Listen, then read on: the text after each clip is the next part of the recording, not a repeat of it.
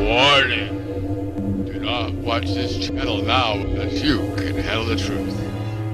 Always pursuing truth brings you topics of truth for you to view, peruse, and pursue.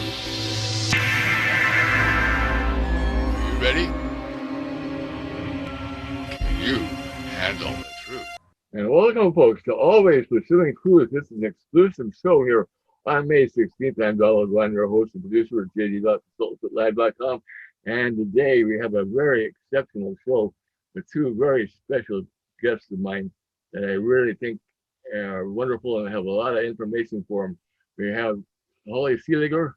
She joins us every week on Truth versus News Incorporated, and she has got some insights like no other young lady I've ever met has. She's just sensational. And John Lord, the Captain John Lord, the fire captain in California, and he's seen more and knows more than the average bear. So, well, why don't we let ladies go first? And what's on your heart there, Holly, that you want to share?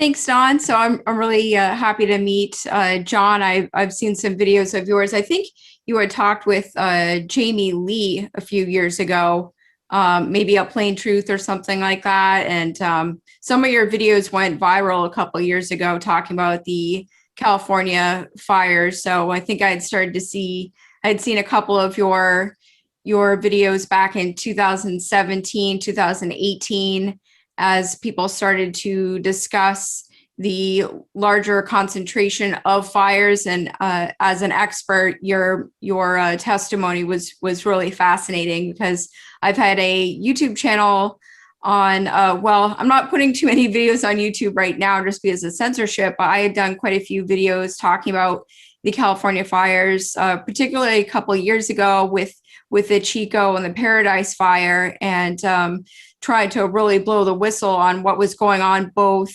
federally and then statewide with California, and trying to get in touch with people who had actually seen what was happening over there.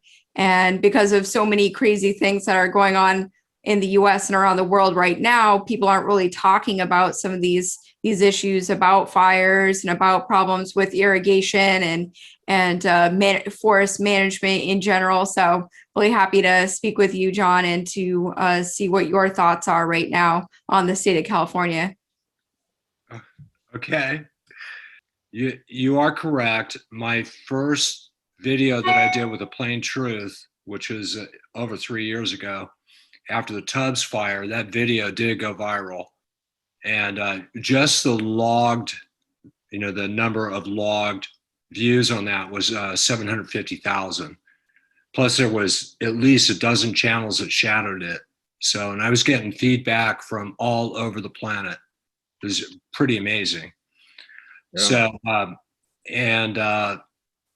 based on the Tubbs fire, I did research on that, not direct research like I did with the Paradise Fire, but more internet-based research, because they had that whole area on lockdown. All right. So I did a lot of research on that fire, and based on rate of spread, the tenderizing, what you could call the tenderizing of California, which is related to the chemtrailing programs and the inducement of droughts, kind of prepping the forest for fires, and also the geoengineering programs kind of turn the atmosphere into like a plasma type solution, which they can use these advanced tools of destruction more easily when the atmosphere is turned into a plasma type solution.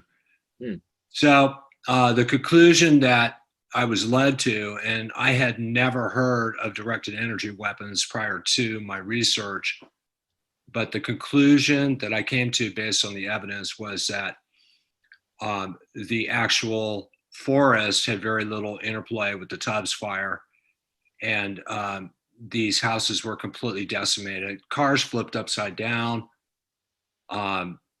just unusual fire conditions that I hadn't seen in my career. Fires don't normally turn cars upside down? Not on my watch. Yeah. So that's kind of a snapshot on the fires. Then subsequently, when the Paradise Fire occurred, we were hearing a lot of information, through different press outlets on what was going on up there. And so we formed a small coalition of people to go up there with. So my partner and my friend, Matt, is another retired fire captain. So we went up there. I took my high resolution camera and I took over 350 pictures up there. Yeah. And we went up there on 3 different days. The second, I believe the 7th and the 14th were the 3 days. Don't quote me on that. So, but anyway, we went up there 3 different days and we did a lot of peripheral research on the 2nd. And then we couldn't get into the actual fire area. They wouldn't let us in. So subsequently on the next trip up there, they had opened it up a little bit and we were able to get in there and start looking around. And so we did a deep forensic investigation on the fires, and we shot lots of pictures of evidence up there. And the best place to find that information, if people are still interested, which they should be, because we're not sure what's going to happen up here in California again this year. It seems that they're prepping us for another bad fire season. That's what it seems like to me. So anyway, those can be found on YouTube by looking for supposedly Shelley. All of those are still cataloged in there and they're still available. There's about 5 hours of testimony that Matt and I did. And Shelley? Supposedly Shelley. Yes. Shelllie? No, Shelley. EY. Okay. Okay. Great. So yeah, those could still be found in there, which is amazing. But anyway, that's where the body of the work is. And so wrapping it around to what Holly was asking is that, what's going on this year? Well, in my opinion, based on my research, all weather on the planet right now is manipulated. Manipulated? By who? By God? We wish it was manipulated by God, don't we? It's manipulated through high-tech systems, including the geoengineering programs and HARP, and there's other systems that they have. And so what they do and what they've done in California over, I don't know, probably the last 10 to 15 years, is they create a high pressure front so that the moisture front that should be blowing onshore from the ocean goes around the high pressure front and then descends on the East Coast. Okay, so the Midwest and the East Coast. So with keeping that in mind, they've intentionally caused a drought state in California, which is one of the breadbaskets of the world for food production. Sure is. Okay. So, and I always remind people of this, is California used to have the 4th most robust geographical based economy in the world. That's compared to other countries, other states, et cetera, the 4th. Yeah. Well, these leftists that have entrenched themselves in our government have managed to reduce that and to spend all that money on their buddies or whatever else they're doing. And it's gone. And so California is essentially broke. And so what they do now is the federal government under President Trump basically said, you guys got to stop these shenanigans and start getting a handle on what's happening with these fires. And they just kept on with it. And so what they're doing is called disaster capitalism. And I know you would know those terms, Holly. So they cause these fires they declare a state of emergency, and then they expect the federal government to bail them out. And what we have found since the Tubbs fire is that none of the money ever gets to the victims of the fire that have lost everything, none of it. So the question is where is it all going? And it feeds into a whole greater issue, which is where is our tax money going, and where is monies that are being donated to the victims going? And the answer is it's going everywhere except where it's needed. So that's kind of a thumbnail on that. Does that bring it into focus for you, Holly? Yeah, definitely. Yeah. So I think, well, just 2 points. First of all, I'm glad that, you're talking about, we can't call it chemtrails, but we can call it stratospheric aerosol injection or HARP or any of this other technology that's been around for a long time. And a lot of this has been declassified, and people should know about this type of stuff. And as Don knows, I used to be a member of the Green Party because I thought that they were actually going to address, issues of the environment and conservation. But if you try to talk about chemtrails or weather modification, you're laughed out of the room. So it's still really frustrating. I think there's like a limited hangout, if you will, or something about there are still people who still don't want to believe that this is what's going on, weather manipulation. And like you said, if you follow the money, the disaster capitalism, these states. So for the past year, we've seen with the lockdowns, they declare a state of emergency and they say they need federal money, and states that have been severely mismanaged, which, like you said, there's no reason why California should be bankrupt right now. There's, like you said, it's one of the biggest economies in the world, even today, despite the mismanagement. But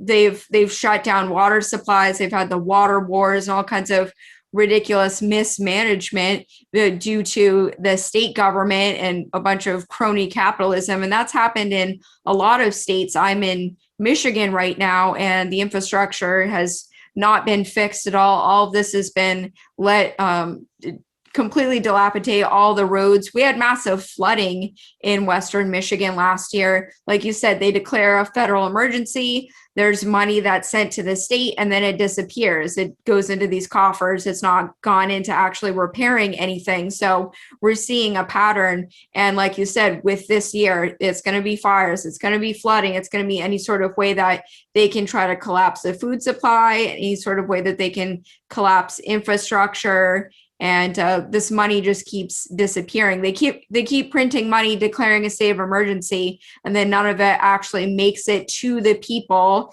in disaster relief or locally to fix any of the infrastructure. So what you said is part of a larger system here, whether it's fires or flooding, different weather warfare now at this point. Yeah. Wow. Yeah. Interestingly enough, Holly, with the Paradise Fire, we talked to residents up there. We interviewed residents, reliable residents, and they said the staging area on Skyway was actually set up 2 weeks in advance of the fire. Staging area? Huge staging area. What do you mean by a staging area for an actual fire? Staging area for equipment. So there was PG&E resources in there, tree resources, you name it. It was in there. Just this huge staging area full of this equipment. And so after the fire occurred, those resources were able to get in to the actual fire scene, and they went to work, allegedly trying to restore services to a community that had just gotten pounded. Did the staging area get hit too? Well, you got to have your cable TV, Don. Oh yeah, yeah. So anyway, so the staging area was present. They went to work. The shutdown went on for a couple of weeks where people couldn't even get in to check on their animals. People had horses up there and pets and all kinds of stuff. and they couldn't even get in to check on their animals. So it was really, really sad what was going on up there. So what the actual deaths that happened there, as opposed to what was reported, I think it might be a difference between. I guarantee you, it is very different. Yeah. Those people that were trying to flee from the fire area died. They were burned alive in their cars. I guarantee you that. Yeah. I've looked at the evidence. I've studied the forensics on how the cars burned. It's the frog in the boiling pot of water. Those cars were heated up slowly, and so the people inside the cars were getting really uncomfortable, and they're thinking it's because there's fire, basically, kind of all around them type thing. And it brought those cars up to their ignition temperature, where all the plastics inside and outside of the car ignited, and those people burned alive. So that 2-week interval where nobody could get in, they hauled away the vehicles. So, and we interviewed actually a couple of the tow drivers that were hauling those vehicles away, and they were saying, yeah, we're looking inside the car and you could see the remains of human beings inside the vehicles. Yeah, I think I saw one, and the person still had his hands on the wheel. Yeah. I mean, just horrible, horrible stuff. So, we're looking at events that are consistent with genocide. Uh-oh. In America? So, no doubt in my mind. And the question is who's involved in all this? Yeah. And I think there's a whole lot of people involved in this. And so Don and Holly and I are going to go down into the darkness a little bit, but I always like to bend it back to the positive things that are going on. And I think that all of these people are going to be exposed, either incarcerated or executed for crimes against humanity. And that goes back to the December 21st, 2017 executive order that President Trump put out. Mm-hmm. And that was the one specifically, it's like a 4-page executive order specifically dealing with people that were guilty of crimes against humanity, against children, blah, blah, blah.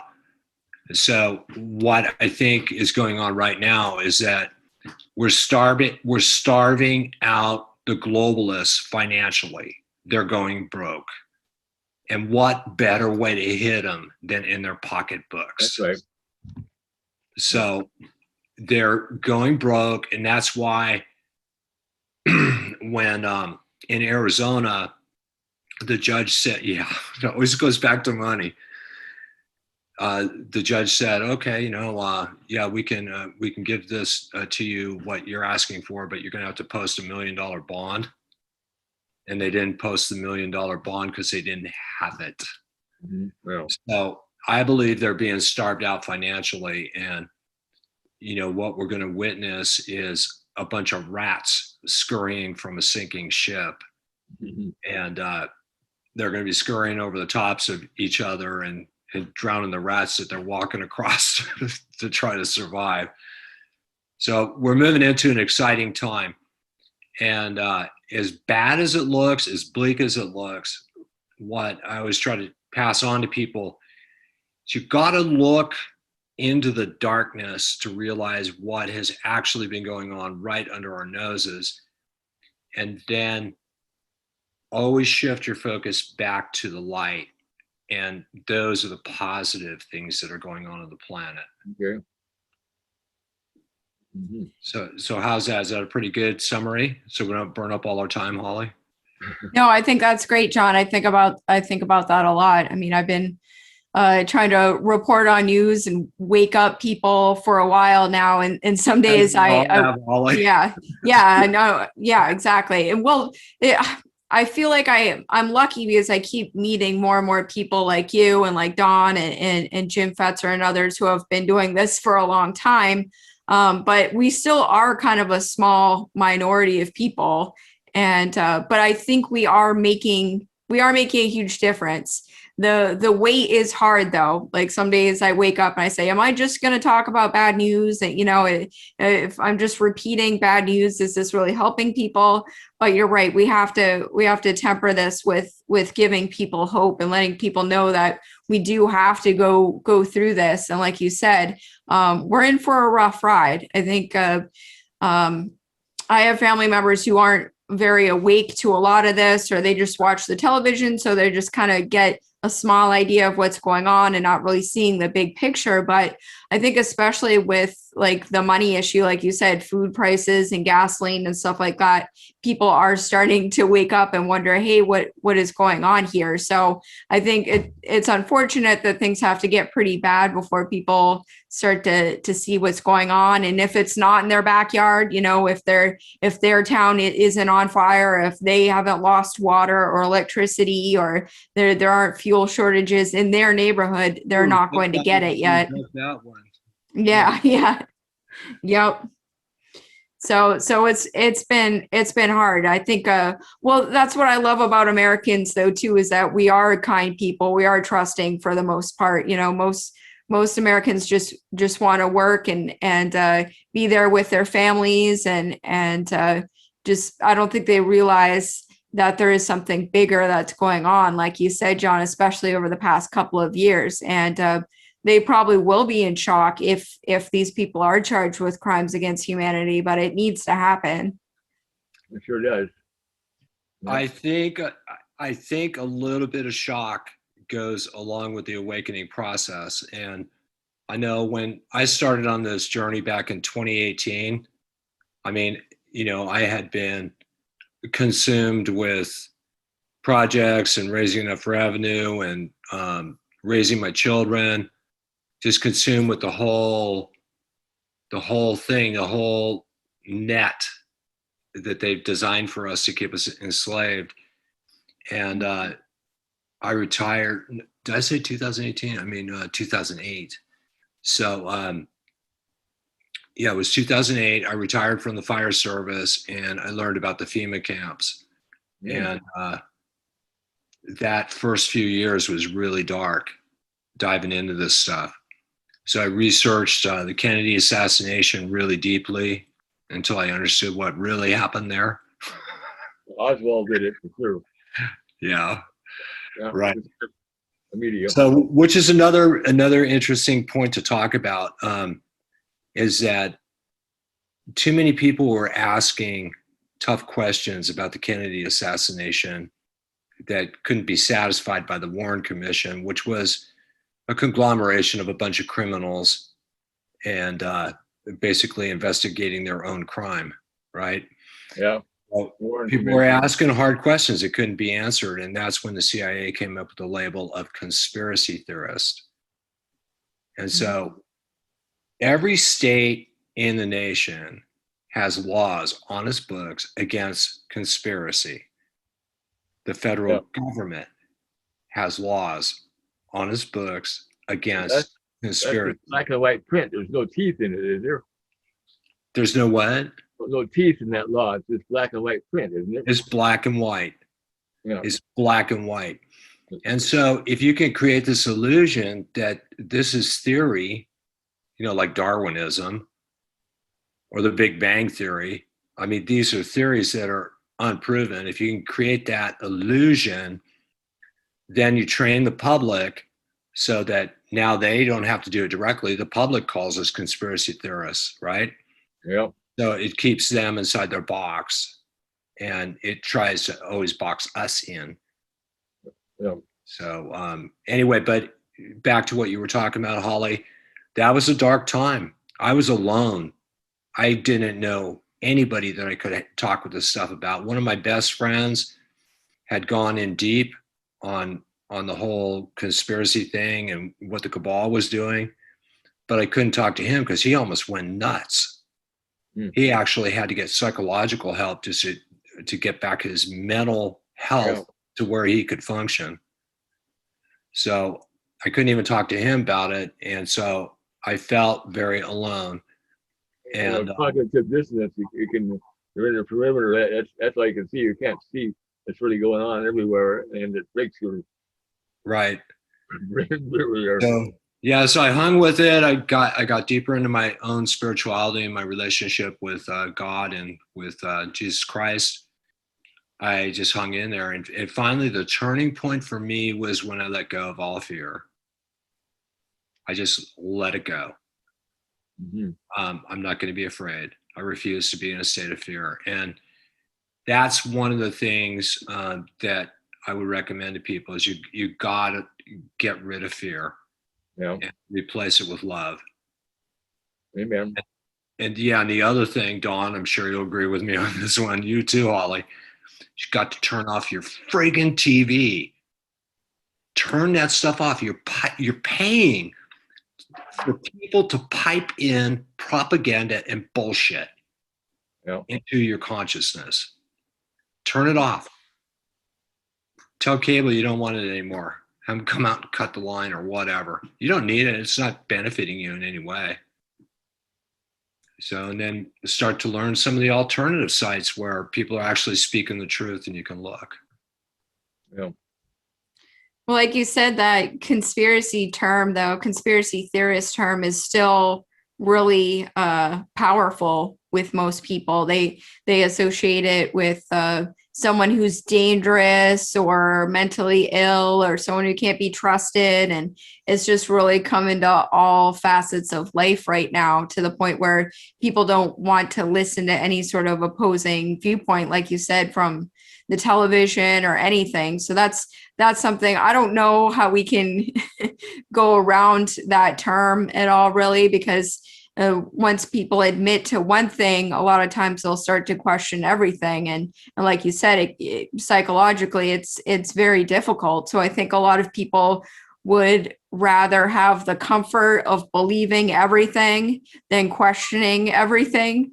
So maybe it's their own box that they want to put themselves into. And like you said, faith, you have to temper it with faith and hope and nothing irrational or nothing Pollyanna or anything like that, but just having faith that you can we have our fellow man, or we have God or Jesus Christ by our side, so whatever it needs for you to be able to hold on to this reality at the same time, while knowing that we have to wake other people up and to not give up on people. I think that that's something that I have a hard time with is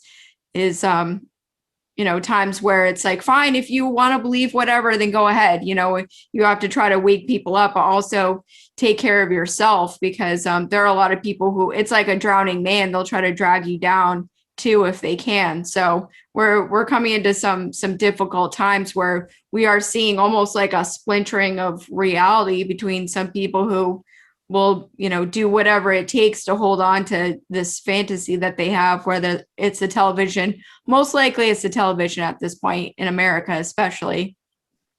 Right. And the mainstream media, the lying mainstream fake news media.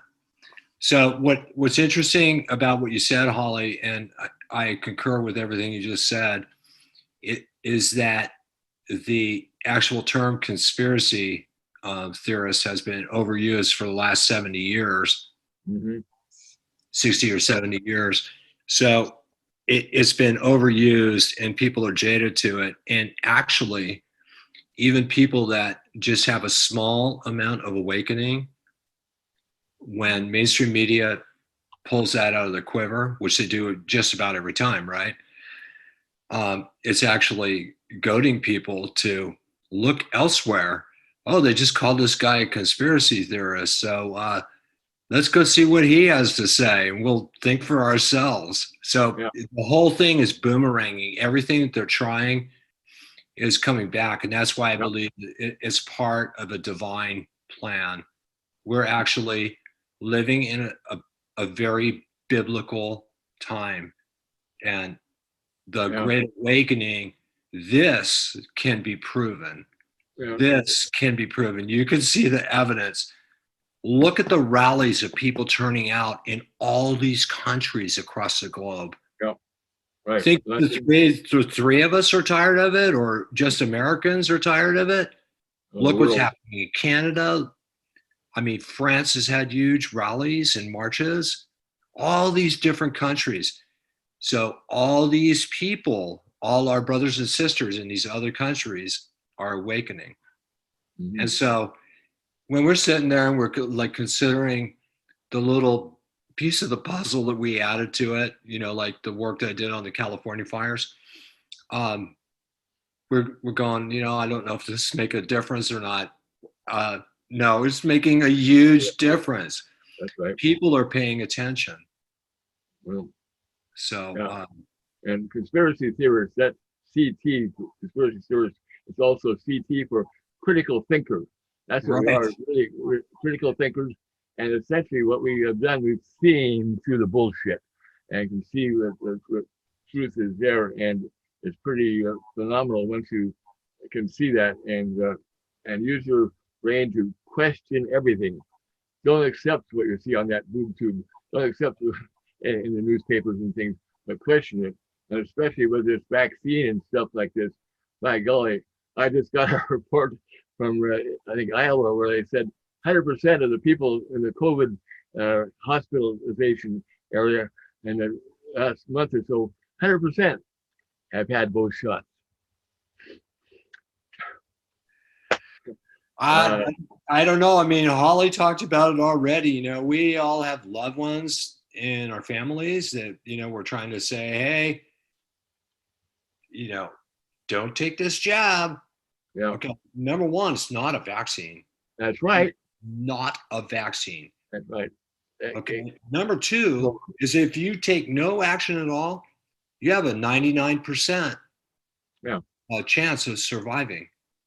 Yeah. Well, number three is they took all the flu data for the flu season and diagnosed all those as COVID-19 with a test that should have never been used to diagnose COVID-19, which was the PCR test, which was amplified to 40 cycles. And the actual designer, who they ended up assassinating, right, he actually came out and he said, no, this test was never designed to diagnose a certain illness. It's not the intent of the design. It can't be used for that. Yeah. And 40 cycles is I think it's three times more than it should be used at. Yeah. I think it should be used like at 17 cycles or something like that. So we're taking a test that was never designed for it, jamming things up people's noses that God knows. Very back of the nose too, and that Q-tip had something on it too that they delivered. That's my understanding of it. Yeah, the Q-tip actually had something on it. In some places, if you understand the anatomy, the nasal bones are really thin. Okay, what's in your sinuses and up here in your nasopharynx and down into your oropharynx. Those are very thin bones. And there was certain cases where they actually jammed the swab all the way through the bone. Yeah. And the people were leaking the cerebral spinal fluid. Yeah. So that's right. The blood-brain barrier, they were getting right back to that. They were delivering instead of extracting. And if you have to wear a mask, then it would be that the bug would be right up front if you had it. It would be way back in your Yeah, don't get me going on the masks. The masks are the equivalent of slavery, of wearing a piece of cyclone fence across your face and expecting that that's going to protect you. Yeah. Okay, that's the best analogy I could put out there. Masks were never designed to filter out viruses. They cannot filter out things that are that small. Yes. Nice. Very nice. You need to have your plexiglass screen up in front of that too. Oh, okay. Yeah. So, and I've known that for a long time. I started out right from the beginning, and I was saying, this is absolutely ludicrous. When have you show me one time in history when they've isolated the healthy people out of the population to prevent the spread of disease? Show me one time. Yeah. You won't find it. It's gone crazy here. I mean, it's so upside down. I don't know if we'll ever get it back right at all. Oh, we will. We will. And hopefully we can do I'm it sooner confident than all, later. all this stuff I'm very shifting tired. right now. Yeah. I'm not worried about it at all. I mean, I just been doing my own thing. I mean, I maybe put on a mask for, I don't know, 3 to 5 minutes a day if I have to go into the store for something, and that's it. So I'm just playing the game, you know, because I live in a small community and I know these business owners and the employees and whatnot. And it's like, yeah, I can play a game for 3 to 5 minutes, but I know that they don't do anything. They're for droplet protection. Yeah.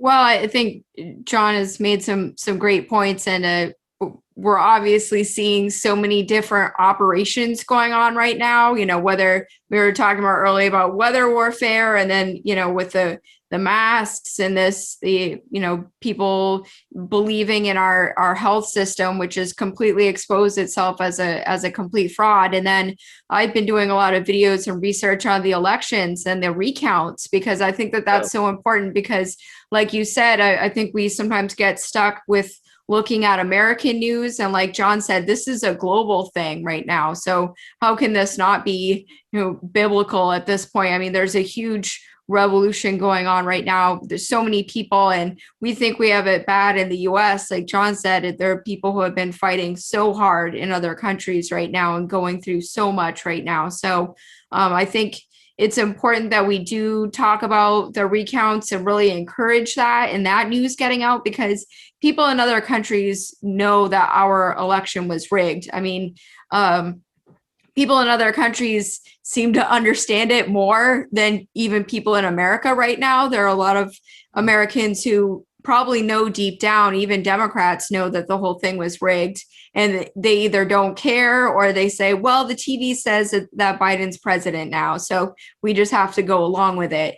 But in other countries where they've gone through coup attempts and coups and these color revolutions, they know what we're going through. So I think that the more of us here in America that can speak up, and like you said, in Canada, things are so repressive in Canada right now. I feel so bad for our Canadian neighbors, because they're going through a really hard time, and they don't have the freedoms that we have, that so many Americans take for granted, whether it's the Constitution or the Second Amendment or just any sort of rights as citizens. All of that has gone out the window, and they're talking about lockdowns and people having to stay in their county, or they have to stay in their region in Canada right now. And I don't know when things are going to get better. And I wish we could do more to help them, just like all around the world. Like you said, France, people have had it. And obviously we're seeing under Biden, so a lot of problems in the Middle East again. So I even feel bad for people in China. I mean, they've lived under a repressive government for a long time over there as well. So, I can't hate on the Chinese people. They've been repressed and they're just murdered. I mean, under communism and everything for so long. I really hope that, maybe putting out videos and talking to other people and trying to wake up people will slowly, we can reach critical mass this way. Yeah. Yeah, well, like I said, I believe that we've had a huge impact on the awakening process, big and small. There's, content producers out there that have, big followings. And so those guys are big, and people like me that I don't even have a forum that I'm on, I don't have my own forum. It's just hit and miss for people like me. So, but it's the collective, and is all of us coming together. And people in Canada and other countries are coming to the critical mass point, and they are going to realize that they need to stand up against these repressive governments. Yeah, and that's what we have to do. We can't cover down and accept everything they do. It's time to stand up now, or else we will be kneeling down and licking boots forever. That's exactly right. We're at a crossroads right now, I think. Right.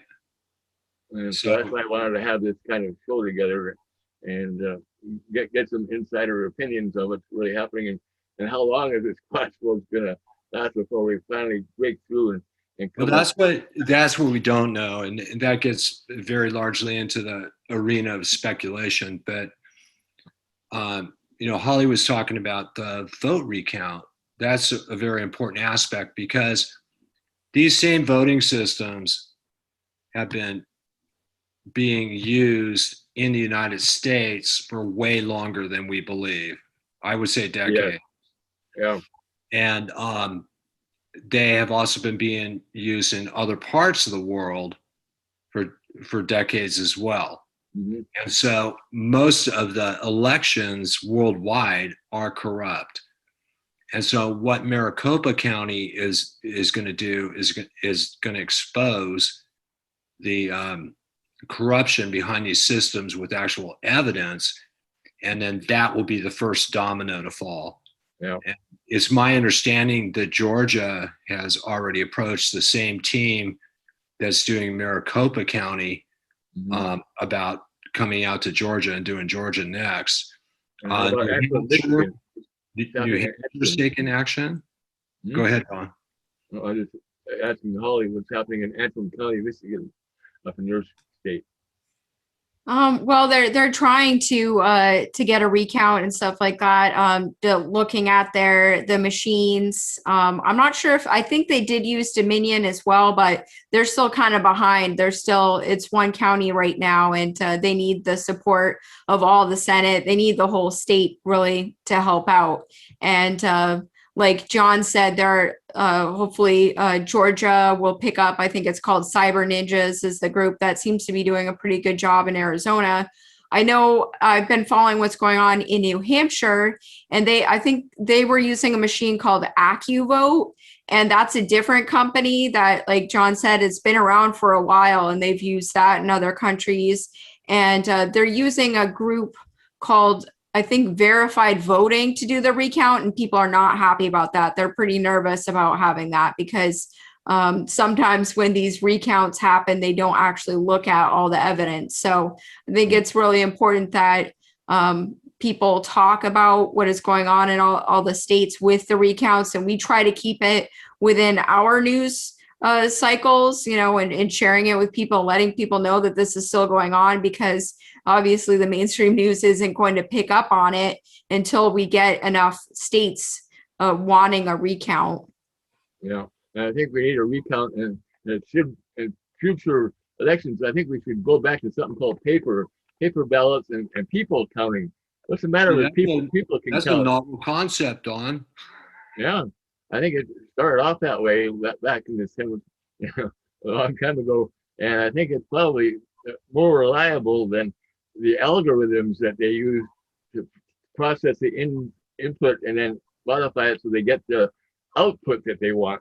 And they want and so that's not the way I call a true election. I think it should be data in, data out, exact one-on-one, and I think that's the only way it's going to be. These machines are not good. It is the big lie, and who's telling the big lie? Is it the people doing the recounting that's the big lie, or is it the vote itself? Well, and then they've got these democratically controlled cities that are controlling all this. Oh yeah. I mean, in California, the state flipped completely red in 2020. Yeah. So we elected Donald Trump as re-elected him as our president. But these democratically controlled centers, Sacramento, Oakland, San Francisco, Los Angeles, they are ahead of this game and then using these sophisticated tools to manipulate the outcome. Yeah. Yeah. Get the outcome that you want. That's what the algorithm is all about. And that's not the way it's supposed to be. It's supposed to be the outcome is what it is. What goes in should come out. Another thing that Holly said is irrespective of what brand of voting machines they are, it's my understanding that they all use the same underlying operating system. Mm-hmm. So it doesn't make one more safe than the other, that they can all be hacked the same way and programmed the same way to change the outcome. Yep. So the evidence coming out on this is going to be truly truly amazing. And so, I mean, it begs the question, well, what is it going to take to awaken the rest of the population? Well, number one, we're never going to awaken 100% of the population. It's just not going to happen. All right. There are people that will defend the current system, until they die. I mean, that's just the way it is. But what we are looking for is critical mass. Well, And so what awakens people? Does fire barreling down on your home, actually consuming your home, and then getting jacked around by the federal agencies and your insurance companies and everything else, does that get your attention? yeah, it should. Does the manufactured weather that's causing hurricanes, tornadoes, and all this flooding and whatnot, does that get your attention? How about water supply? How about food supply? Does that get your attention? So how about the elections? What's it going to take? And for different people, there's different thresholds. So as we start to bring out the evidence on all these different things that are occurring, at some point, somebody's going to go, wow, this happened to me. This fire happened to me. I lived through this. I was a Paradise resident. And so then they take a keener interest in it and they start actually researching it.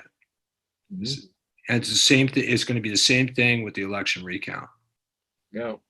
What you said is very significant, but very simple, but that's the way it is. And it's hard to imagine people can be so Myopic? blind to what's really going on behind the scenes and everywhere, and understanding that there is some diabolical planners, that puppeteers who seem to control everybody, including a guy like Biden and things. He said he's supposed to do this. He's a president. Anyway, it's something else. He's controlled the whole thing. No. It's one big theater. He thinks he's the president. Yeah. So Holly, what do you know about the whole Biden thing? Well, obviously, like it being in Michigan, like you said, obviously people voted for Trump again. There was no way that they claim that this state voted for Biden, first of all, which did not happen at all. I saw Trump signs everywhere, every place I went to in the whole state. So there may be a couple of Biden signs, but the fact that they claim, like you said, the major cities were completely flipped for Biden. They rigged everything. They brought in ballots at the last minute, like 4 a.m. There was a bunch of ballots brought in, and they rigged the whole state. So a lot of people know that this election was rigged. It's what we're going to end up doing with it, I suppose, is the issue. I don't, like you said, Biden's obviously some sort of puppet. He can barely read the teleprompter. I don't know exactly who is running him or what the extent of all this is. I know a lot of people have said things have to get really bad before it can get better. Like you said, we need a critical mass of people waking up. So I do think right now we're kind of in the phase where a lot of people who voted for Biden are either kind of ignoring what he's doing, or they're starting to wonder what is going on. Like, hey, why are gas prices going up so much? I mean, they're talking about gas prices in Virginia went up to like $7 a gallon. Like, who can afford that right now? So maybe people have to be punched in the pocketbook before they start to wonder about what's going on here. Now, I've heard a lot of people say, oh, well, Biden's going to be out by this time, or he's going to be out by this time, or he's going to die in office or something crazy like that. I obviously don't know. A lot of this is speculation. I don't think he's mentally fit beyond the fact that no one voted for him. He was obviously placed in there like a puppet. I don't know who is running him at this point, but I don't think he's making really any decisions himself at this point. I think it's the coup d'etat that's happened really here. Yeah, the deep state, the cabal is running it. Well, didn't we are running it. Go ahead. Am I the only person that finds it interesting that the alleged inauguration of Biden did not occur in Washington, D.C. in the White House? Yeah. I mean, you just got to ask yourself about this. Dawn and I did an interview a ways back, and we were talking about the fencing around the White House. Yeah. What was that for? Well, Keep the crooks inside. Exactly. So subsequently, we've learned more, and it sounds like a lot of the politicians were arrested in there, and they're actually being tried by military tribunals inside the White House. Mhm. Other than that, there's been no activity there. Yeah. Now, this show that's going on with the Biden administration is all being filmed in White House lookalikes. One of them, which is in Southern California. Yeah, in Castle Rock. Castle Rock. And then the other one is in Alabama. Is it Alabama? I think so. Yeah. Don't quote me on that, but it's somewhere. It's somewhere toward the East Coast. Yeah. So It looks like right now we have an illegitimate president, I think. Well, yeah, this goes back really deep, and this is all provable. Okay, so this is not John Lord talking out his ass, and this is not speculation. This goes back to 1871. In 1871, the leadership of the United States of America agreed to sign the United States over as a corporation to the banking system. All right, so it goes back that far, if not farther. And then some of the things that happened subsequently with the formation of the Federal Reserve and the IRS and taxation and all that stuff's tied into it. They were just like we're stepping stones to what we're in today. Yeah. So the entire structure of the world banking system needs to be taken down. I think it's going down. Is a global reset going to be happening, and things are going to be financially different, and it's supposed to happen almost any time in this week in May, I think I've heard. So. Right. We don't know when, but we know from what I've been able to parse out that the economic reset, the global economic reset, is going to occur, and that large amounts of gold that were recovered from the Vatican have been redistributed to other countries already. Mm-hmm. So it's all ready to go. When exactly it's going to go, or exactly how it's going to go down, nobody knows. Yeah. But it's ready to go. It's going to be a quantum system. It won't be hackable. And these criminals that have been running the world for thousands of years, they're not going to be able to get their grubby hands on it. Yeah. They're going to be they're going to be serving time, if not executed for the crimes that they've done. Yeah. So, and that's the good news. So that, and a lot of that information is like totally verifiable if you guys want to look for it. Yeah. Okay. Well, I think John's got some great points there where he's talking about, the U.S. corporation going bankrupt. I think it was kind of obvious. I think just recently, it's interesting. You said that you kind of had your awakening back in 2008, because that's when the U.S. financial system did crash in 2008. And I just kind of wonder if a lot of these crazy events that we've seen since then, and the Obama presidency, Obama-Biden presidency, and then putting Biden back in, and we had the repeal of the Smith-Mundt Act under Biden. So everything that's on TV, none of that has to be real. So it could all be propaganda at this point. So the fact that he says that literally, the Biden presidency is being filmed in a studio, and DC has been shut down and dissolved. It would make sense to me, the fact that Democrats are trying to turn it into a state, or they're trying to do something with that area. So I am hoping that this reset and all this is to give people the power back, and we eventually will see these people go down, these people who obviously are criminal and are of perpetuated crimes against people of the world. So I think that the evidence is mounting, but like you said, we're not going to see any of this on television. It's going to be pretty late in the game before people start to wake up if they're watching TV. So I will continue to watch and listen to people who are speaking and talking about this from alternative news sources. And it's great to meet you, John, and thanks, Don, for putting this together. Oh, the pleasure's all mine, Holly. Don told me about you, and I said, oh, that's somebody I would really enjoy talking to. Oh yeah. Yeah, that's great. Yeah, and then when he said someone wanted to like let's arrange like another show, and then he had shared the videos of you from a few years ago and some videos that you guys had done. I was like, that's really cool to see that, you know, you're still at it, and hope to do this again sometime again. Thanks. Still pinging away. Okay, so closing remarks. Yeah. Lose the fear.